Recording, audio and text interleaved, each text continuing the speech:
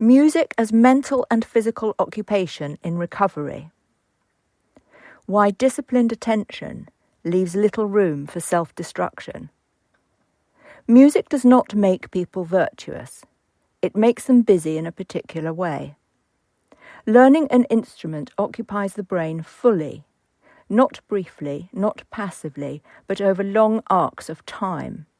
It demands attention, physical coordination, memory, listening, and emotional regulation simultaneously. Few other activities require this level of integrated engagement without external reward. This matters. When the mind is deeply occupied, certain impulses struggle to take hold, not because they are forbidden, but because there is simply no space left for them to dominate. The phenomenon is not moral, it is practical. A learner working through sound is practising delay, tolerance, and effort without framing it as self-improvement. Pride emerges not from comparison, but from evidence. A note that was once unreachable now exists. A phrase that once collapsed now holds. This is where determination and discipline appear, not as rules, but as side-effects. The continuum does not prescribe restraint. It creates conditions in which restraint becomes unnecessary. There is no sermon here, no promise of transcendence, only a quiet shift in internal economy. Time once spent dispersing attention becomes time spent shaping something real.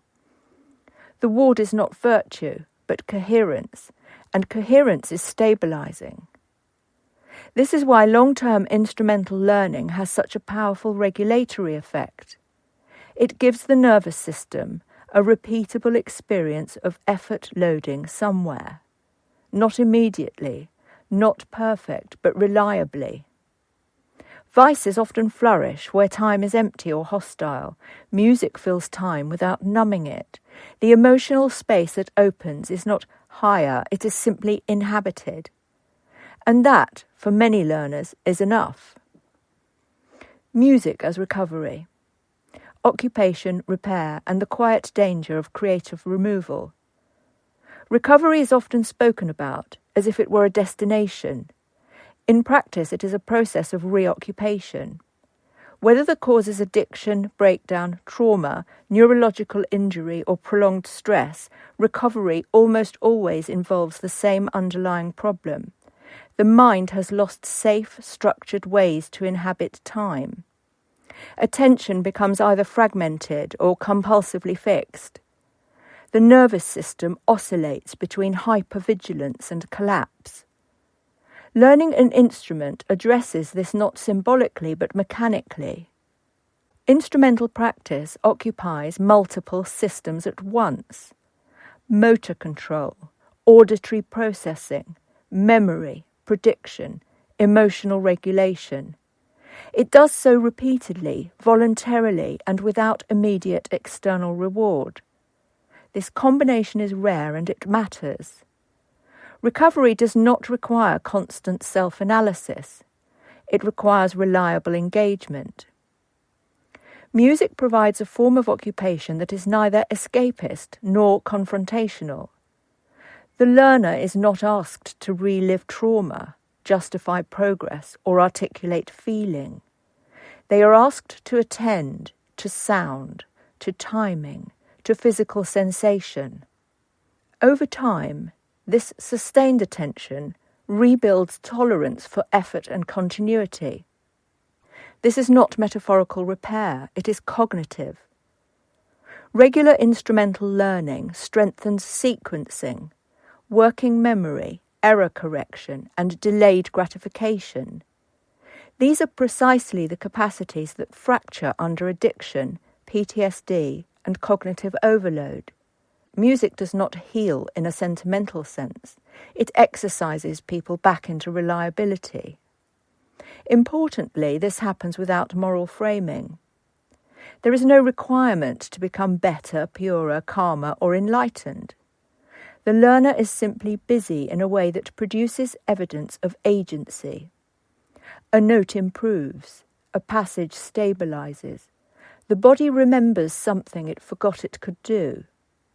This is why music is so effective in recovery contexts. It restores trust in process. Where things become more urgent, socially, not individually, is in what we are currently removing.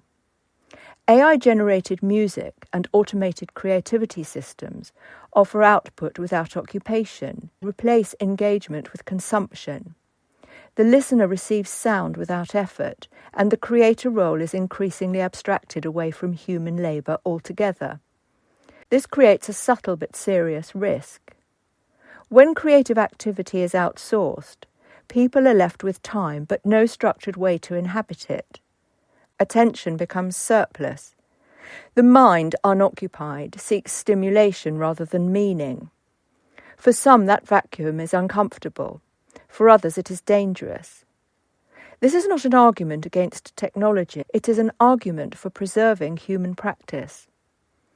Learning an instrument is one of the few remaining activities that reliably absorbs time without numbing it. It demands patience without enforcing obedience. It rewards effort without guaranteeing success. It restores a sense of progression that cannot be faked or automated. In recovery terms, this is invaluable. Music does not replace therapy. It does not replace medication. It does not replace social support. But it does something that those things cannot do alone. It gives the recovering mind somewhere to go every day, with its hands, ears, and attention aligned. The Continuum does not present music as salvation. It presents it as occupation with dignity. And in a culture increasingly defined by automated output and passive intake, preserving practices that genuinely occupy the human mind is not nostalgic. It is preventative. Copyright 2025, Sonia de la More, The Continuum Approach.